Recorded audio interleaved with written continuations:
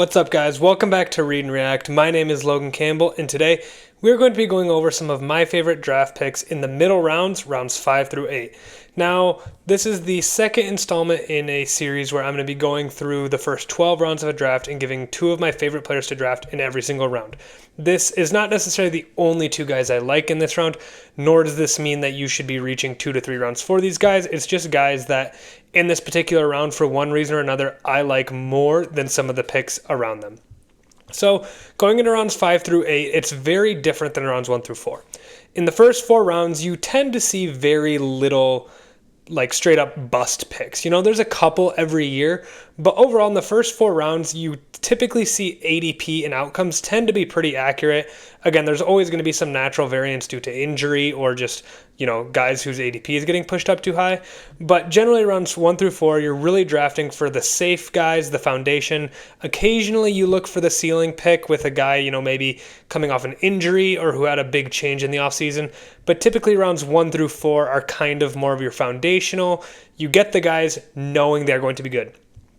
Now, rounds 5 through 8 have probably the widest range of outcomes for players in any of the 3 kind of draft zones. So 1 through 4, 5 through 8, 9 through 12 for the late rounds. Because in the early rounds, the only things that can really cause them to flop typically are injury or if something really crazy happens. I think of like a Brian Thomas Jr. situation from last year where the offense just kind of got flipped on its head from what we saw the year before. In past years, it's just, Justin Jefferson having really, really bad quarterback play, worse than we thought it would be. Just stuff like that. That is pretty rare, and you can still kind of be aware of and mitigate risk as much as possible in those early rounds. In rounds 5 through 8, there is a lot more unknowns. You can get guys that finish top 12 at their position, guys that, kind of hit right at their ADP, or guys that completely flop. And I think this is one of the most challenging and important parts of your draft to really hit hard because you're still going to get starters in this range. Rounds 5 through 8, you're realistically going to be getting your flex here, maybe your quarterback and tight end, maybe even your RB2 or wide receiver 2, depending on how you approach the early stages of your draft. And so in this kind of section, who you draft depends heavily on your roster construction, much less than the best player available. Rounds 1 through 4, you can more or less go best player available and end up with a pretty good team unless you draft 4 of the same position. In rounds 5 through 8, though, you really need to be aware of, okay, what risks can I afford to take? What guy do I have starting that I maybe, don't feel as comfortable with? Maybe you don't take a risk on a receiver and take a guy who's a little bit more high floor, low ceiling because you're drafting him at your wide receiver 2 in round 6. You don't if you have a guy who's going to be starting in either your RB2 or wide receiver 2 slot, typically you're okay with playing a little bit of upside, but you also want to make sure that you're going to get consistent fantasy output. And by the end of this range, you really are looking at guys that you're drafting to the bench. And I mean, by the end of this section, ADP really kind of goes out the window. I think rounds 5 and 6, you still play the ADP game a little bit. But as we see on the draft board, you'll kind of see where the ADP drop-off comes. It's really once it gets to the large sections of tight end and quarterback that I think ADP is just a crapshoot. And once you start drafting purely for your bench, it at that point, draft who you want within reason. Evaluate the cost and kind of, can I get this guy around later? But overall, it's going to come down to just getting your guys. So with that, let's hop right into the draft board, starting off in round 5. Getting into round 5 here, we're going to start off with we ended at Davante Adams yesterday. So we're going to start with DeAndre Swift, Drake May, David Montgomery, Luther Burden, Travion Henderson, Terry McLaurin, DJ Moore, Joe Burrow, Jameson Williams, Bashal Tutin, Jaden Daniels, and we'll end it at Rome Odunze. Again, he's right on that cusp of the 5th round. And one quick thing to note, I'm going by 12 teams because I think that just is a good common denominator to kind of, apply to. If you're in a 10-team league, most of this will be your 6th round, so just keep that in mind when I'm talking about who to draft here.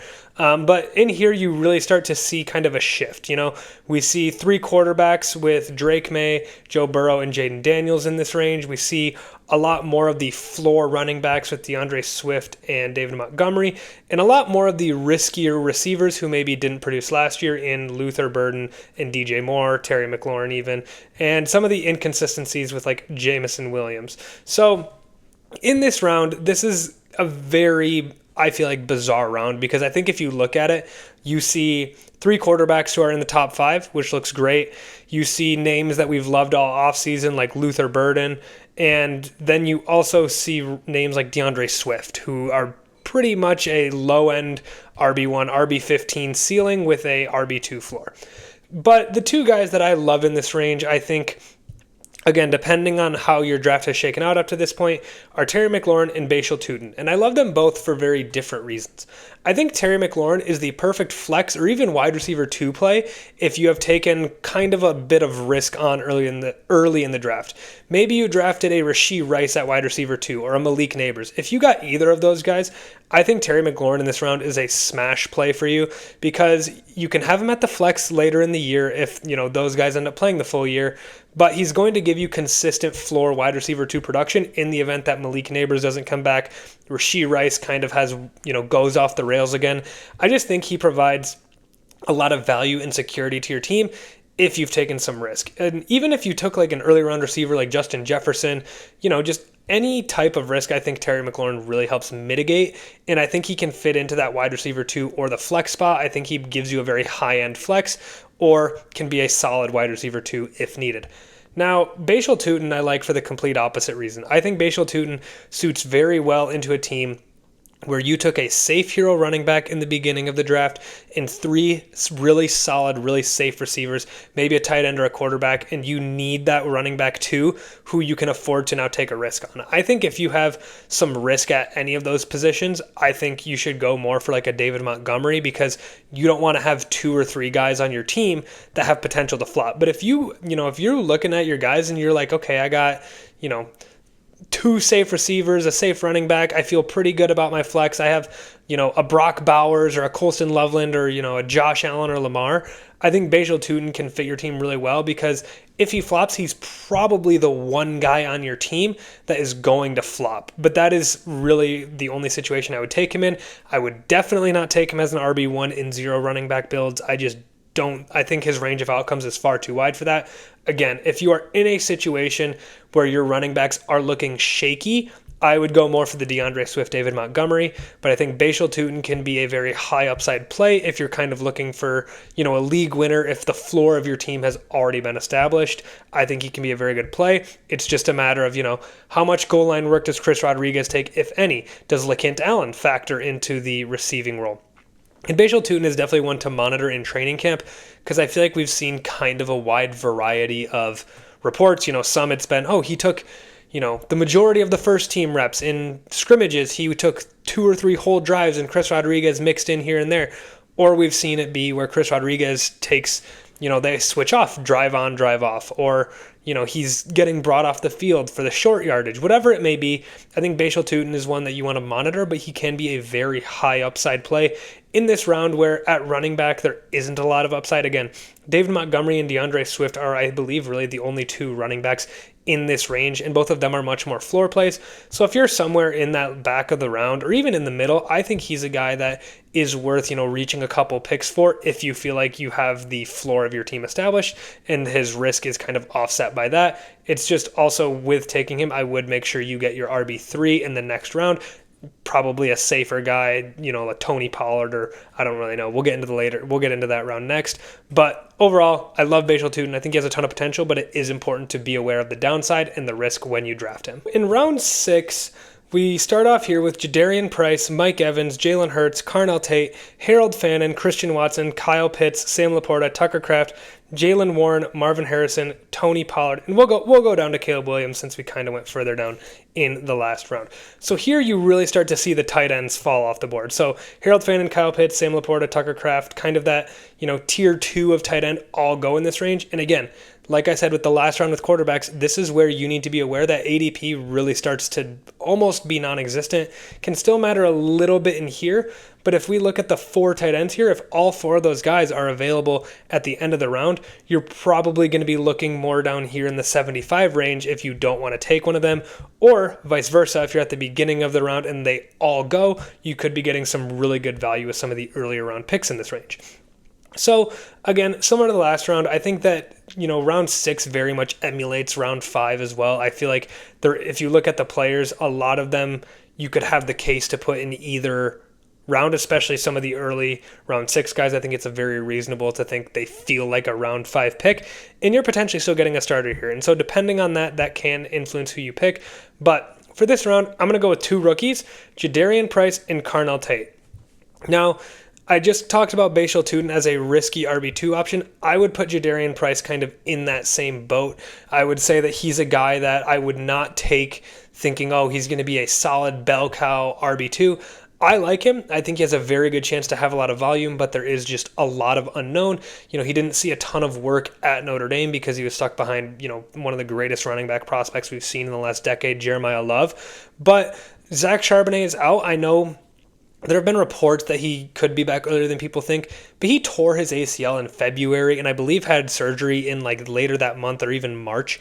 And that recovery period is much longer than people realize. It's like a 9-month minimum just to get back to play. So if you're doing some math there, like that puts him at like a November, December return at earliest, let alone a return to production more than likely more like January or even February if they're still playing. So I think that the Zach Charbonnet recovery is being overblown quite a bit. With Jadarian Price, it's just a matter of how much work is he going to get, how much of a committee is it going to be. But he was a first-round running back. Typically, we see them do pretty well in the league, and he has a very clear path to a lot of volume, which is kind of the biggest factor we see with rookies. And I think that that could lead to him being a very, very solid RB2 with low-end RB1 upside that you can get in round 6, as your potential RB3 or even as your, sketchy RB2. Just don't be surprised if it takes him a little bit to get going. I think that's where Bhayshul Tuten does have a slight edge over him, is if you told me both guys are going to have, by the end of the season, the same production, I would still think Bhayshul Tuten had a overall better year by as much as he's being drafted by, purely because, again, typically rookie running backs do not start off that well, especially guys that aren't drafted in like the top 12. We typically see them take, 4 weeks to kind of ramp up. But either way, I think he could be very valuable, and I think he can be a very good playoff pick. Just, if you can have him end up being an RB15 type guy, he'll be a very good return on investment. The other guy is Carnell Tate, and Carnell Tate will be as good as Cam Ward lets him be. We saw in the first preseason game, Cam Ward did not look good. I think it was the polar opposite of what everyone was hoping to see, but it's early. We'll see how the next 2 games go. I think it's definitely something to monitor. Carnell Tate didn't have a single catch in that game, so it's definitely something to look at, make sure he is getting more usage. But they drafted this guy in like the top 10. They're going to get him the ball.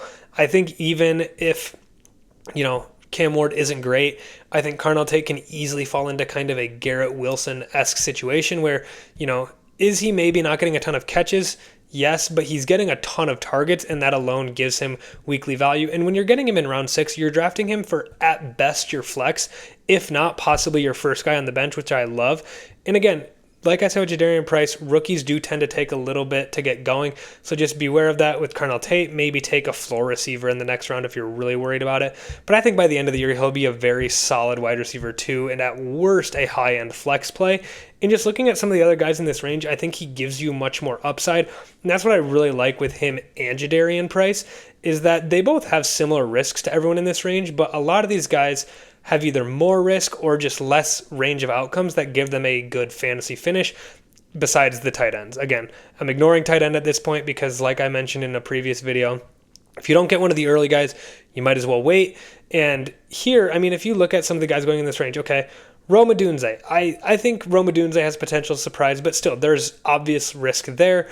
Mike Evans, old, touchdown dependent. Christian Watson, injury, just inconsistent play overall. Jaylen Warren, ambiguous backfield on the Steelers, who, produce randomly good fantasy assets from time to time, but overall isn't an offense you're excited about.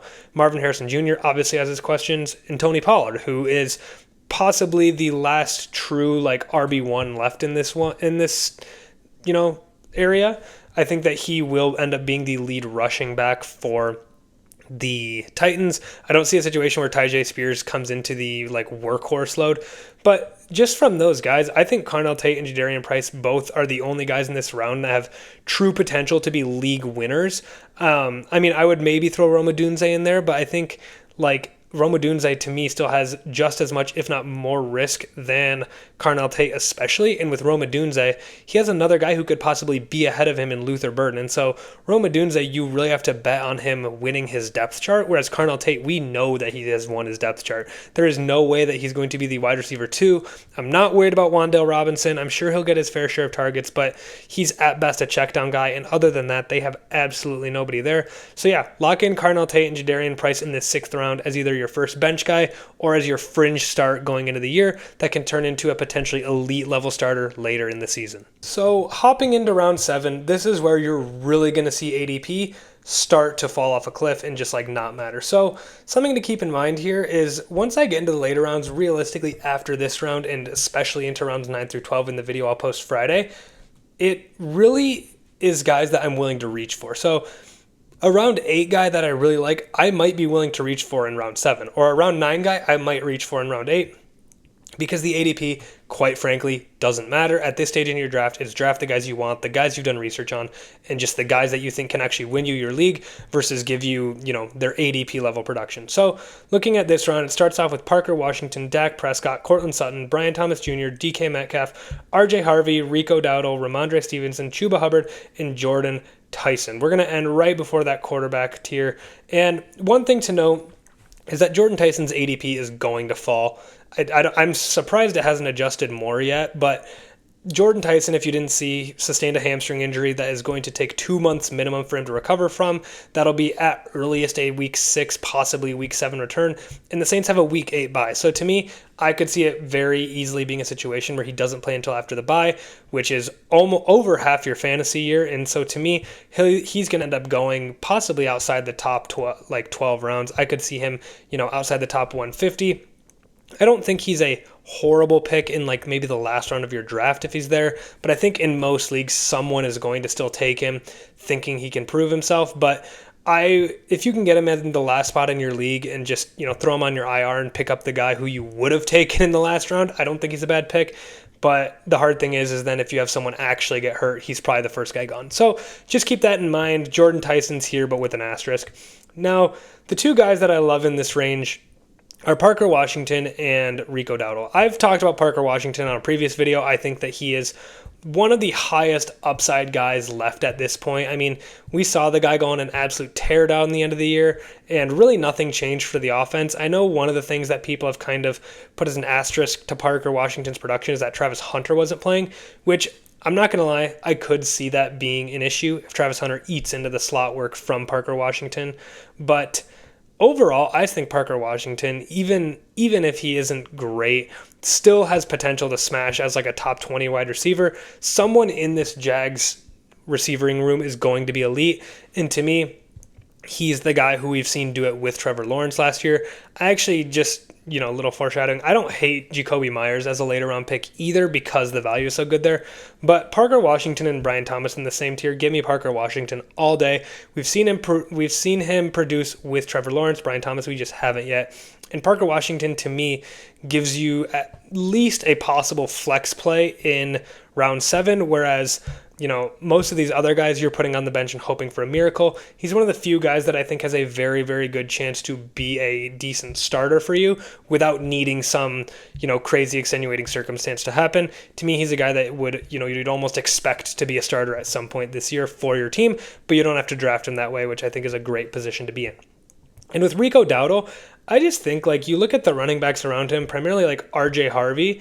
I think Rico Dowdle, all he's done is put up pretty high quality rushing numbers the last few years, and it's nobody cares. He took over the backfield in Carolina last year, and to me, he has so much potential to do the same thing in Pittsburgh this year. Jaylen Warren, they've shown is not going to be the bell cow. I'm not saying Rico Dowdle is going to come into 80% of the carries, but I could see him having the larger share of that. And for where you can get him, I think he can be a very solid spot RB2 start if you have a guy go down for a week, or just a guy that you kind of wait and see. Because to me, within the first 2 to 3 weeks, we'll see what the split's going to be. And if it's something that looks like it has promise for Rico Dowdle, then you can keep him. And if Jaylen Warren, for whatever reason, this is the year they decide to have him be the bell cow, then just drop Rico Dowdle and pick someone else up. You're drafting him in round 7, which feels high. But again, at this point, all your starters should be taken, and you're getting him at your RB3, possibly RB4, depending on how the rest of your draft has gone. And to me, like, RJ Harvey, I just think isn't going to get the bell cow role. I think he's a receiving back at best who is going to see some negative regression in the touchdown department this year. Ramondre Stevenson, I think you're just going to be scared that what if this is the week Travion Henderson takes the job from him and Ramondre fumbles the job away. And Chuba Hubbard, I think, is actually a very intriguing pick, but he's hurt right now. And so I think Chuba Hubbard's ADP, which maybe, if he's back for week 1, his ADP will probably stay here. But if he's, not available for week 1 or even week 2, I would expect to see his ADP plummet. And I don't know. I love Jonathan Brooks, which I'll get to in a second. But to me, Chuba Hubbard just gives you very little upside, and I think also a pretty low floor at this point. Whereas Rico Dowdle, I think, will have the production to give you a decent floor while also having a little bit of like weekly touch on upside, goal line, and Aaron Rodgers targets the running back. So if Rico Dowdle is able to get some receiving work, that'll be great. And he's coming over to Pittsburgh where Mike McCarthy just took the head coaching job. So, he's in a familiar system with a familiar coach. So I think that also bodes very well for him.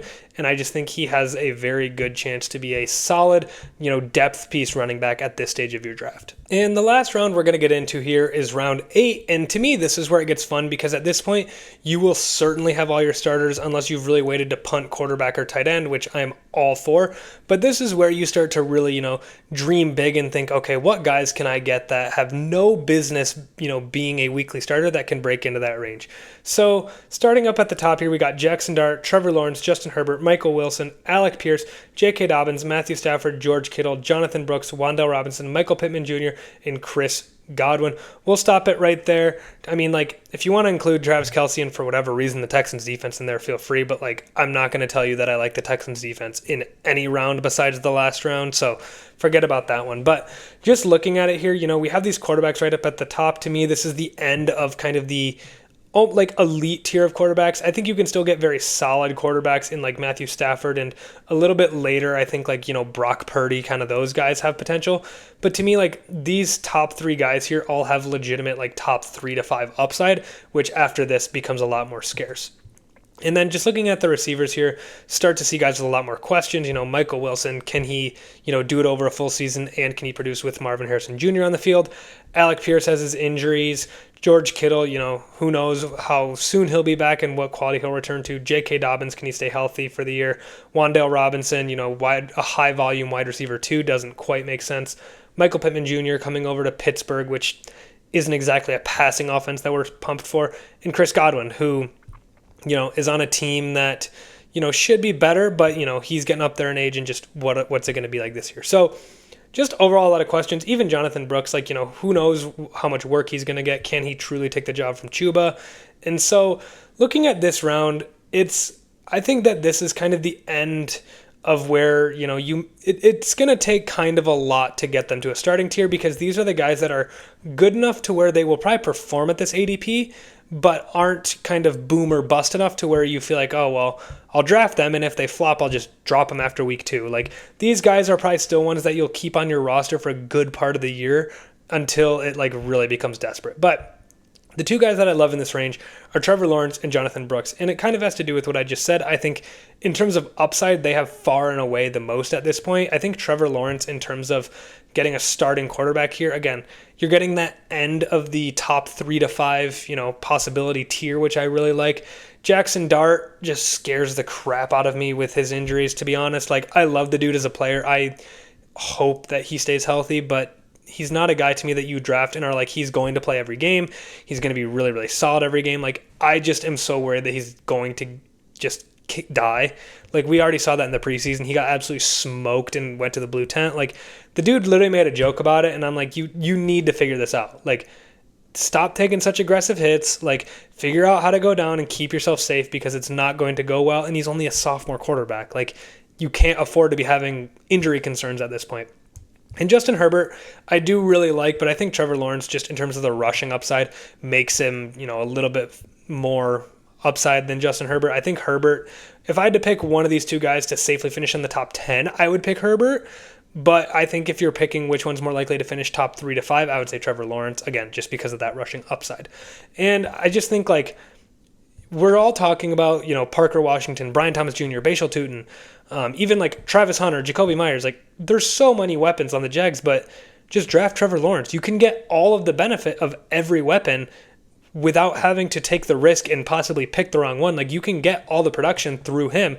And so I think he really is a very solid quarterback pick. I think if you're kind of in a state where you want an elite starter, but you don't want to draft him in the first like 6 rounds, I think he's a very good pick here. I think that this is a good spot to wait for him at, because again, with 7 players, you've probably gotten 2 receivers, 2 running backs, a flex, maybe even a tight end, and then 2 bench players. Like, you have enough depth at this point to where I think he's worth drafting. And again, looking at this round, I think that a lot of these guys, quite frankly, are just depth fodder. Like, I think you look at like Wan'Dale Robinson and Michael Pittman, I think it's safe to say like they have a very good chance at performing at or like slightly above their ADP, but like, whoop-de-doo, you got wide receiver 34 out of wide receiver 40. Like, that still is only going to be 8 to 10 points per game, which is not going to be enough to help win you your league. Whereas Trevor Lawrence, I think, really helps mitigate the gap between you and like a Lamar Jackson or a Drake May. Like, I think that's where his value is he really helps take away the disadvantage that you may have if you've waited on quarterback this long. And the other guy that I like, and I mean, again, talked about him in a previous video, like, he is getting a little high, and I'm a little worried that he's going to weasel his way into like the 6th round. But as of right now, in this round, I love Jonathan Brooks. I think this is about as high as he should go. I would still maybe like reach a round for him depending on my roster construction.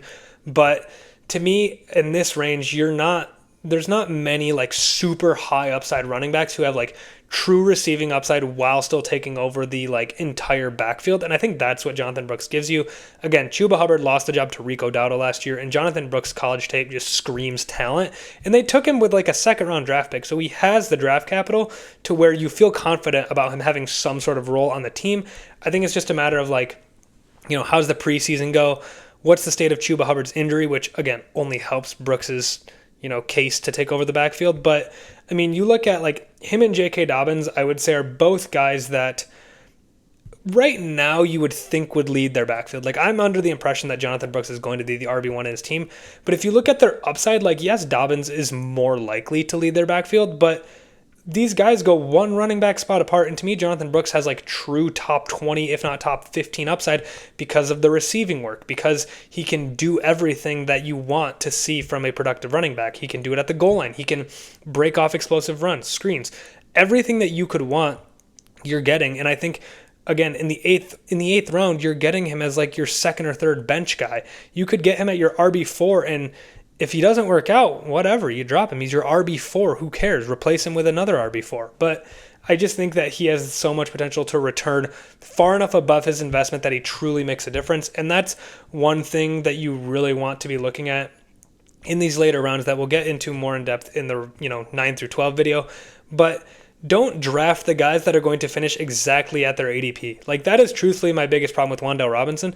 I think Wan'Dale Robinson could have some very good games and be a very solid real-life player, but I just don't see him breaking out of I don't see him breaking into the top 30 wide receivers, which at that point, he's not playable.